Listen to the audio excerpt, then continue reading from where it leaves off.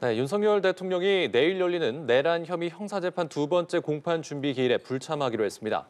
같은 시각 헌법재판소에선 한덕수 총리에 대한 탄핵 심판 선고가 진행이 되는데요. 네, 윤 대통령 사건과 겹치는 쟁점에 대한 헌재의 판단이 주목됩니다. 진기훈 기자입니다.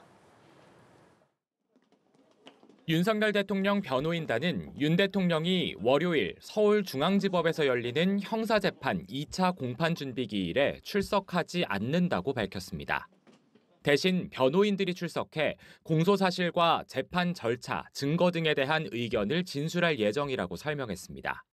앞서 윤 대통령은 구속 상태였던 지난달 20일 열린 1차 공판 준비 기일과 구속 취소 신문에는 직접 출석해 재판을 지켜봤습니다.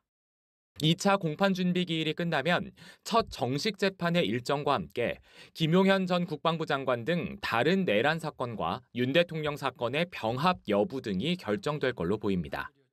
윤 대통령 형사재판이 열리는 시각, 헌법재판소에선 한덕수 국무총리 탄핵 심판 사건에 대한 선고가 진행됩니다. 지난해 12월 27일 탄핵 소추된 지 87일 만의 결론입니다. 한 총리는 윤 대통령의 내란 행위를 공모, 방조하고 국회 추천 헌법재판관 후보자 임명을 거부했으며 내란 특검법과 김건희 특검법 거부권을 행사했다는 등의 이유로 탄핵 소추됐습니다.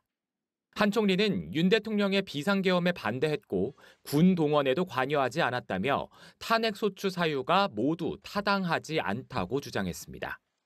관심은 한 총리의 내란 공모 여부에 대한 헌재의 판단입니다. 헌재가 계엄의 위헌성 여부에 대한 판단을 내놓을 경우 윤 대통령 사건에 대한 판단도 어느 정도 가늠해 볼 수 있다는 관측 때문입니다. 다만 비상계엄 선포를 방조했는지 여부만 판단 대상이라 내란 주도를 이유로 탄핵 소추된 윤 대통령 사건과 별개라는 의견도 있습니다.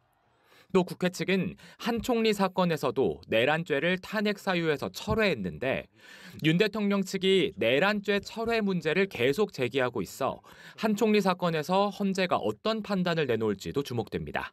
연합뉴스TV 진기훈입니다.